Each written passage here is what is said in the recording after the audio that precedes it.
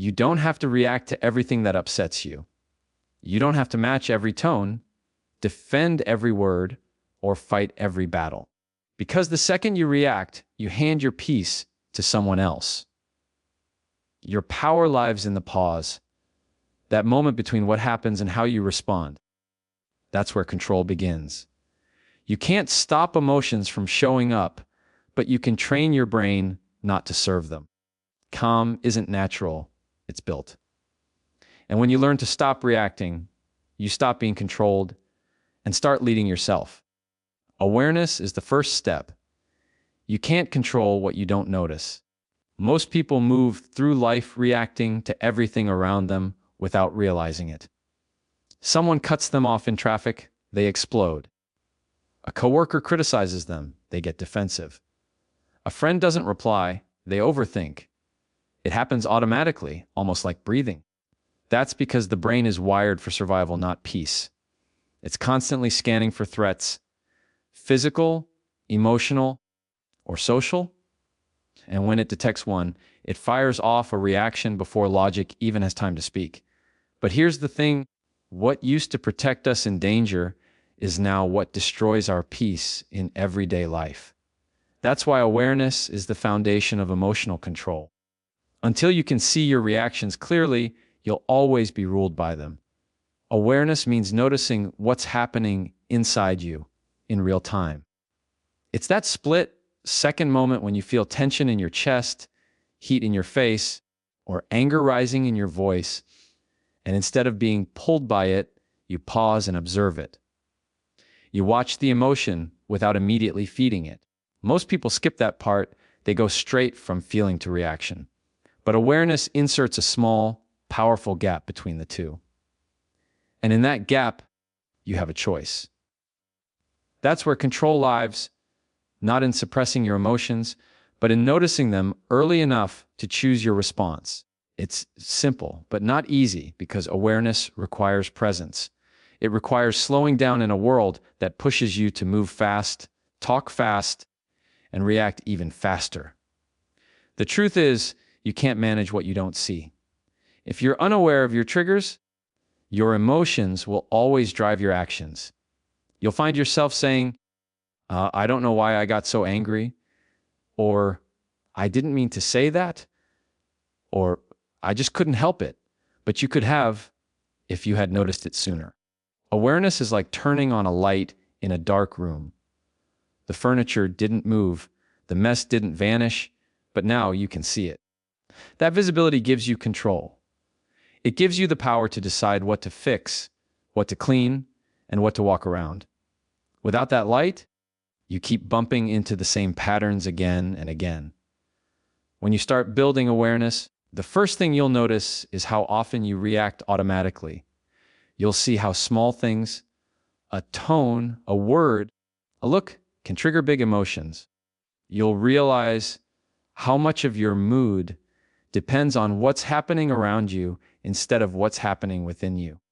That realization can be uncomfortable at first because it reveals how reactive you've been. But that discomfort is actually growth.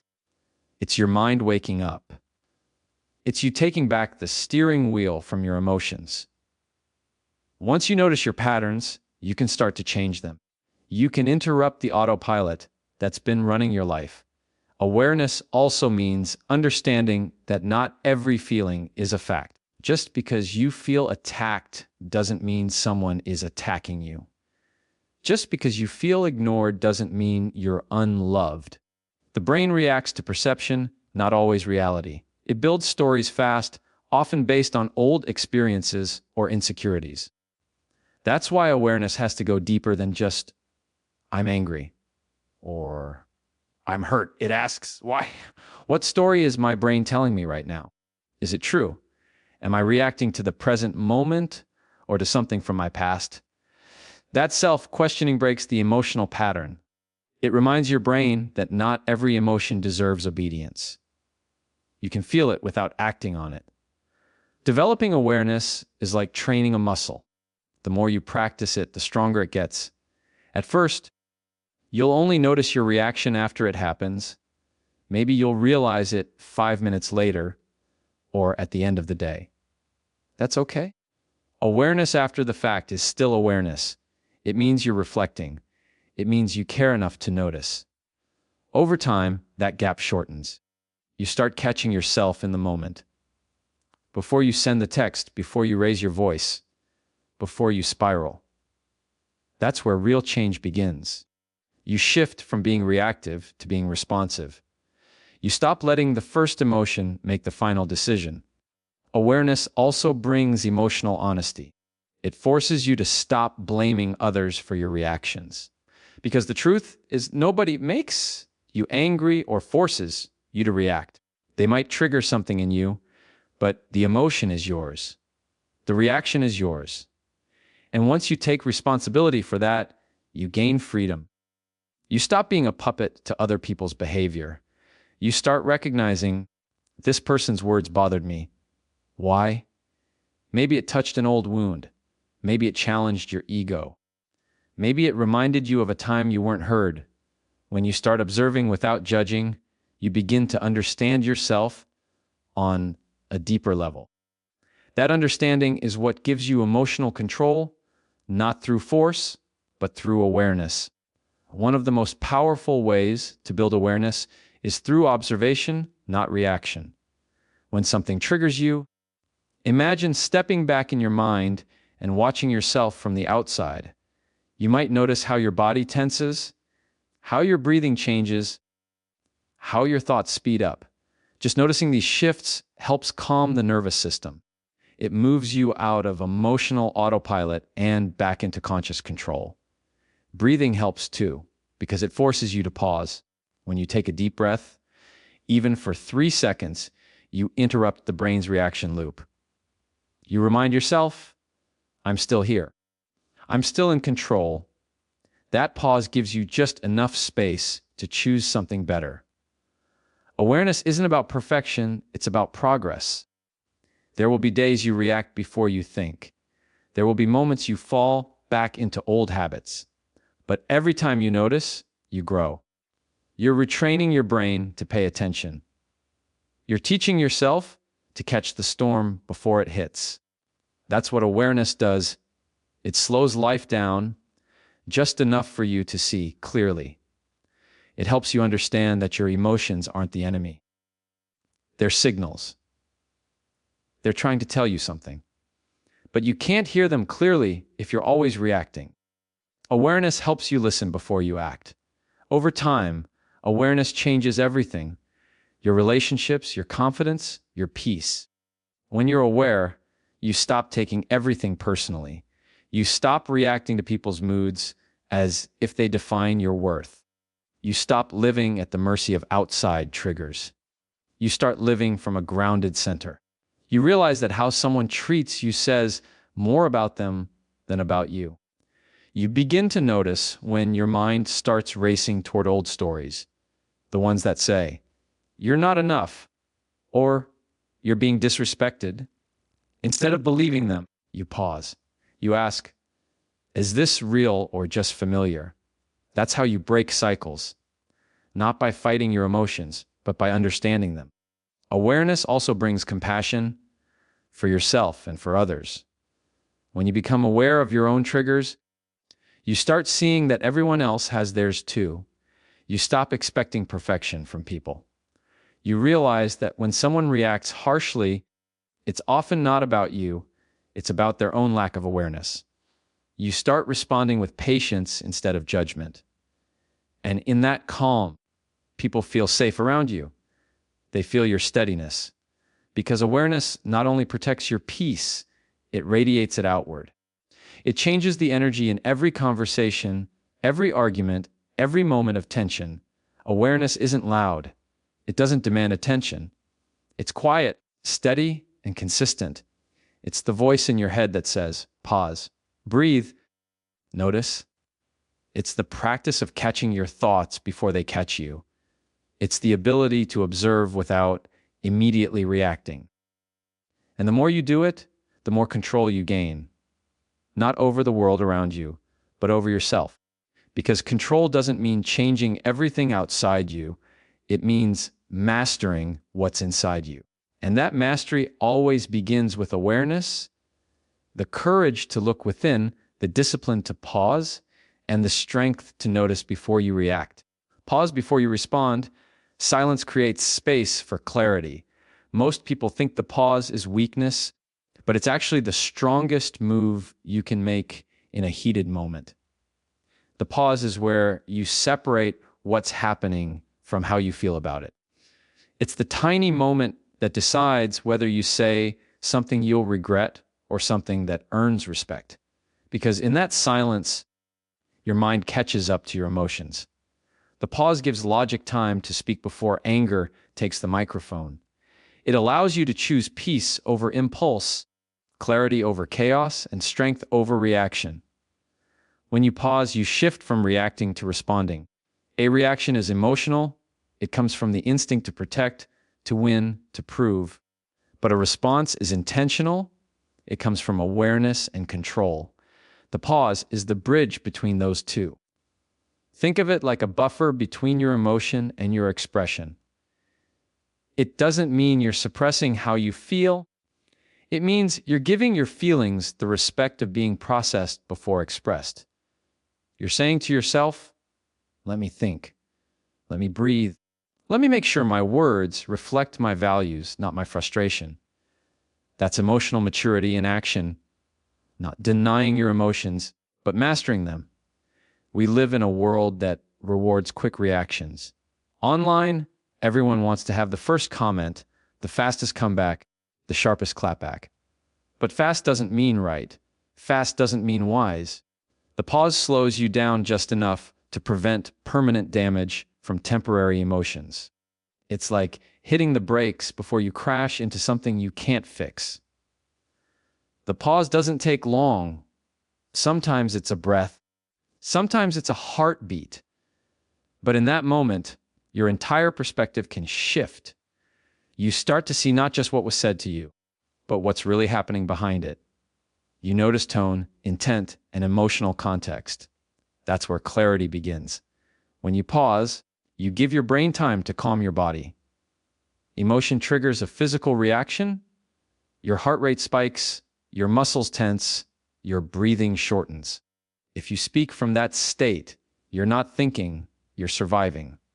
A simple pause, one deep, slow breath, tells your nervous system, I'm safe. It grounds you. It resets your focus from threat to control.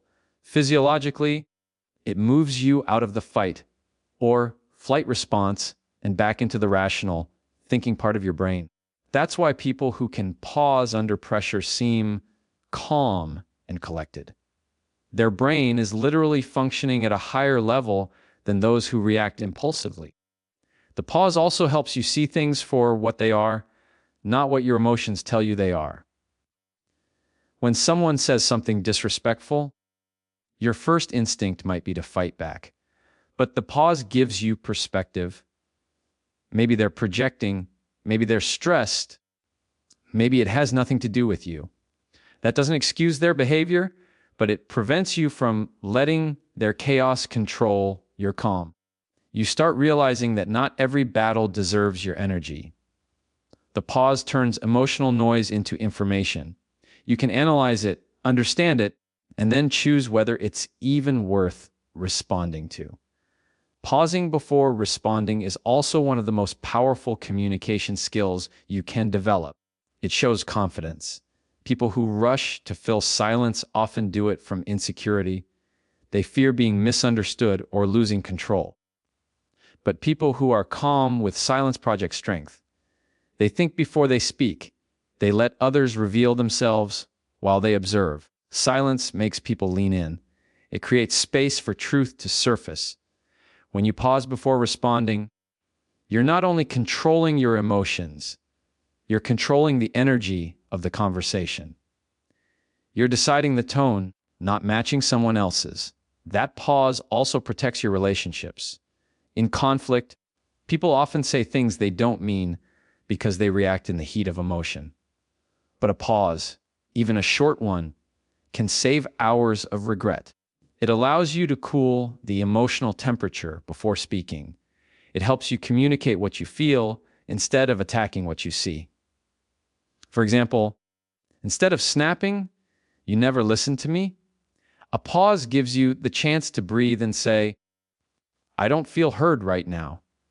That single shift in tone can completely change the outcome of a conversation. It moves it from defense to understanding. The pause is what makes emotional intelligence visible. Training yourself to pause takes practice. You have to rewire your brain's habit of instant reaction. Start with awareness. Notice your triggers. Pay attention to what kinds of comments, tones, or situations make you react quickly. Then, create a physical reminder. Take a deep breath, unclench your jaw, drop your shoulders, or count to 3 before responding. These small actions activate mindfulness. They create a microsecond of distance between your emotion and your expression. Over time, your brain learns that silence is not danger, it's safety. That's when pausing becomes your new instinct. The more you practice pausing, the more control you gain over your inner world. You'll notice that silence starts feeling powerful, not awkward. You'll start to see how people reveal their character in how they handle your calm. Some will try to provoke you, expecting you to react. When you don't, they'll get uncomfortable because your silence exposes their noise. Others will respect you more because they can feel your discipline. You're teaching people how to treat you, that your peace isn't up for negotiation, that your energy isn't available on demand. The pause becomes a shield. It's quiet but firm, still but strong. The pause also deepens your self-respect.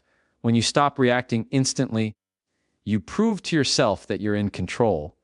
Every time you pause and choose peace, you reinforce your power. You realize you don't have to match anyone's energy. You set your own. The person who can stay calm when provoked holds all the leverage.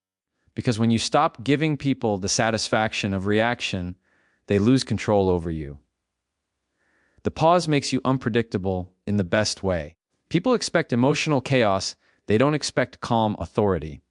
That's what earns respect, not volume, not anger, but composure. Silence creates space, and in that space, everything becomes clear. You see what's worth addressing and what's just noise. You hear your intuition louder than your emotion. You find clarity in the confusion, calm in the storm.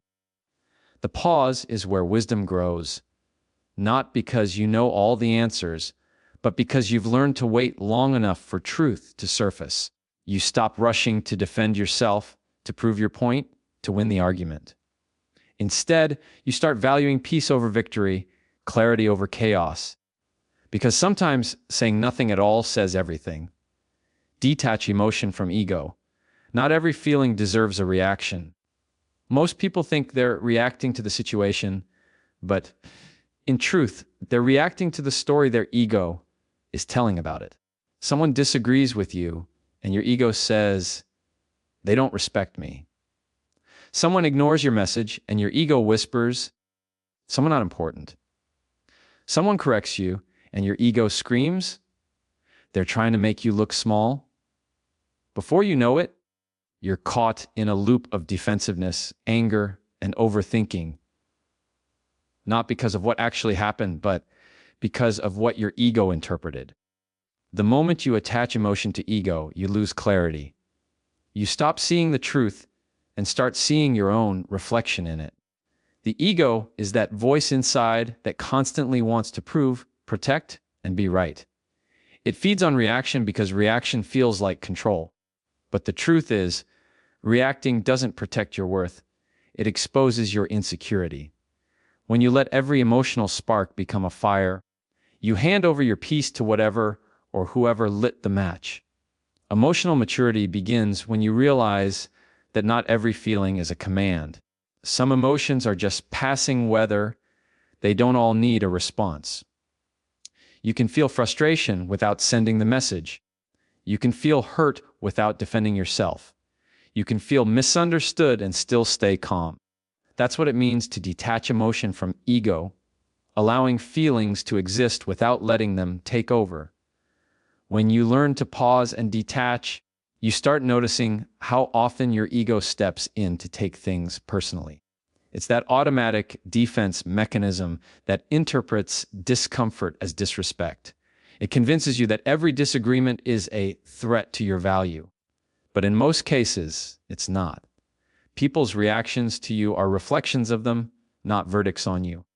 Someone's tone might be sharp because they're stressed. Someone's criticism might come from their own insecurity. Detaching from ego doesn't mean ignoring your feelings. It means understanding where they come from. It's about asking, am I reacting to the truth of this situation or to how it made me feel about myself? That question changes everything. When emotion and ego mix, communication becomes a battlefield. You stop listening to understand and start listening to defend. You twist words, assume intent, and focus more on being right than on being calm. But when you detach, your perception widens. You start hearing what's actually being said. You start seeing things as they are, not as your ego fears they might be. That's when you regain emotional control. You no longer need to win the argument because your piece is already the victory. You realize that ego seeks validation, but peace seeks understanding, and understanding always wins in the long run. Detaching emotion from ego doesn't mean becoming cold or indifferent. It means you feel deeply, but don't let those feelings drive your behavior. You recognize your emotions as valid, but not always accurate. Feelings are information, not instructions. They tell you what's happening inside, not necessarily what's true outside. Anger might signal that a boundary's been crossed. Jealousy might reveal a hidden insecurity. Fear might show where you lack trust. But if you act on every emotion without reflection, you stay trapped in reactivity. Detachment gives you space to process, to ask, what is this emotion teaching me? Instead of, who's to blame for it? The ego thrives on noise, on overthinking, defending, and proving. It hates silence because silence exposes truth. That's why when you choose to stay calm instead of reacting, your ego panics. It says, you're letting them win. But that's a lie. You're not surrendering, you're taking back control. Because the real power isn't in proving your point, it's in not needing to. Every time you choose calm over reaction, you weaken your ego's grip. You show yourself that your peace matters more than your pride.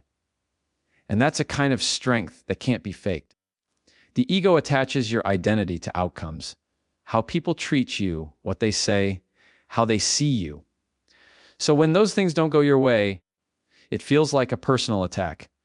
But when you detach, you realize your worth doesn't live in other people's perceptions. Someone's opinion of you doesn't change who you are. Someone's silence doesn't mean you're not valued. Detachment teaches you to stop measuring your peace by external behavior. You stop chasing validation because you already know your value. That's when calm becomes your default, not because life got easier, but because you stopped tying your emotions to things outside your control. In relationships, detachment looks like emotional boundaries. It's the ability to stay compassionate without being consumed.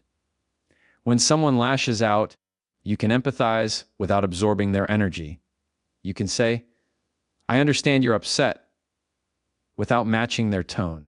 You stop trying to control how others act and focus on how you respond. That's not apathy, it's balance.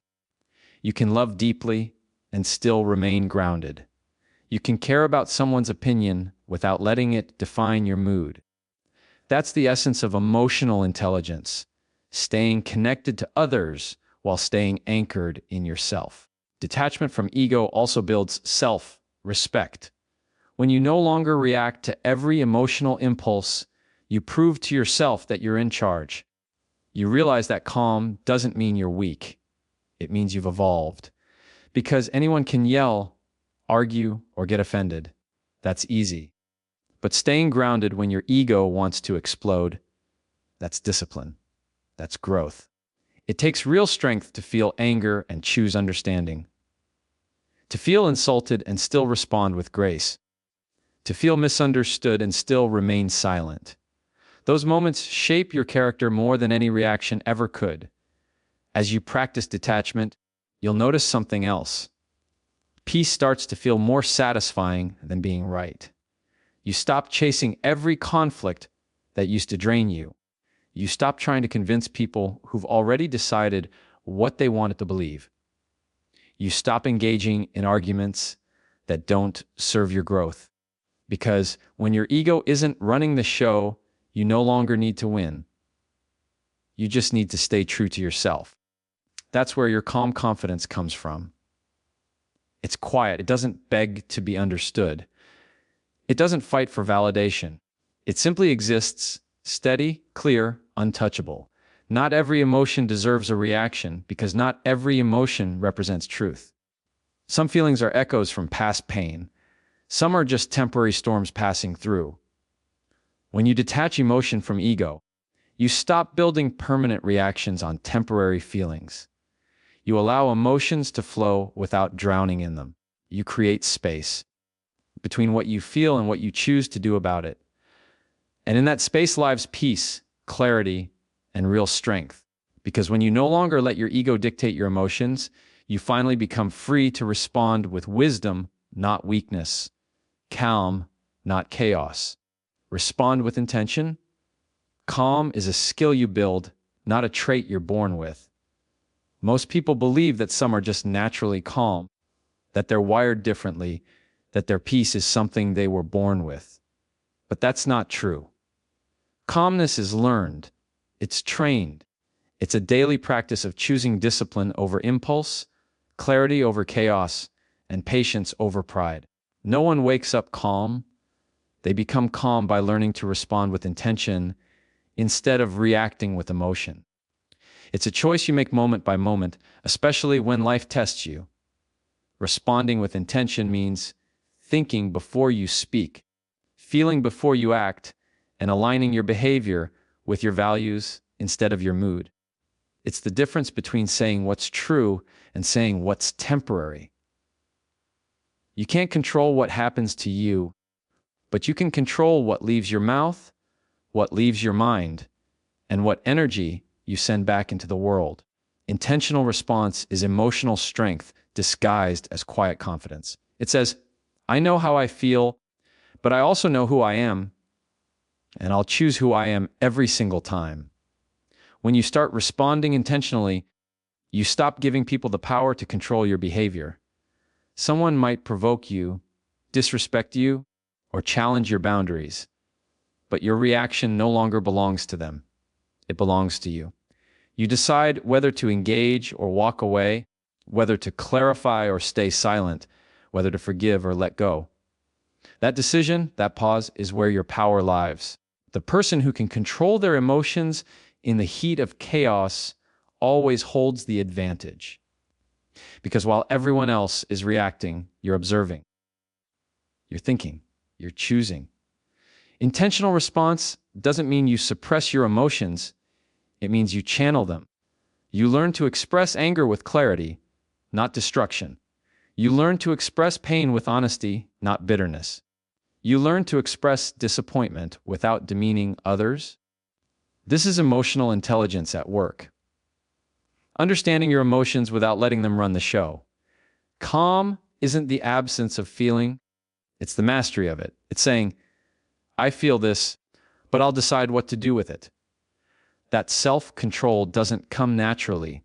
It's the result of awareness, practice, and patience. To respond with intention, you must first learn to slow down. Most reactions happen because we move too fast. We feel something, and before we even process it, we're already speaking, texting, posting, or walking away. Intentional response requires stillness, not inaction, but thoughtfulness. It's a small pause that allows your higher self to take charge instead of your emotional one. Think of it like driving in fog. You don't hit the gas, you slow down to see clearly. That's what intentional calm is, slowing down enough to make sure your next move is deliberate, not destructive. Calm is not weakness, it's strategy. It's the art of not letting the world pull you out of character. The loudest person in the room might look powerful, but the calm one always controls the tone. When you respond intentionally, you shift the energy of the entire conversation. You teach people how to interact with you. You show that your piece is non-negotiable. And over time, people start treating you differently. Not because you demanded respect, but because you embodied it. That's the quiet power of calms. It doesn't have to shout to be heard. Responding with intention also means accepting that silence is sometimes the best answer. You don't have to attend every argument you're invited to. You don't have to correct every false perception. You don't have to defend yourself to people committed to misunderstanding you. Intentional calm gives you the strength to let things be. It teaches you that not every situation deserves your energy, and not every reaction deserves your peace. Sometimes the best response is none at all, not because you're ignoring it, but because you've already outgrown it. Building calm as a skill takes consistency. It's not about getting it right once, it's about practicing it every day. You'll have moments where you slip, where you react before thinking, where emotions get the best of you. That's okay. The goal isn't perfection, it's progress. Every time you catch yourself, you're strengthening that muscle. Every time you choose a thoughtful response over an impulsive one, you're rewiring your brain for calm. Over time, that becomes your new default. You stop chasing peace because you've built it inside you. Intentional calm also reshapes your mindset. You stop asking, "Why is this happening to me?" and start asking, "What is this teaching me?" That shift turns obstacles into lessons and triggers into teachers. Instead of reacting with frustration, you start responding with awareness. You realize that everything, even conflict, is an opportunity to practice control. You start seeing your reactions as reflections of your growth. Every time you stay composed in a moment that used to shake you, you're leveling up emotionally. You're proving to yourself that your peace is stronger than your pain. To respond with intention means living from alignment, where your emotions, words, and actions are in sync with your values.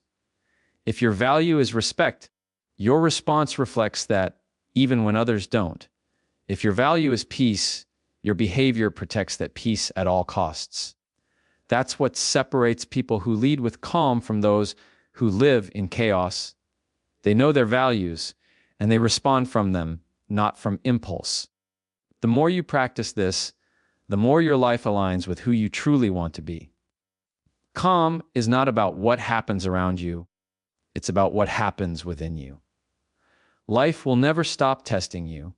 People will still misunderstand you, disappoint you, and provoke you.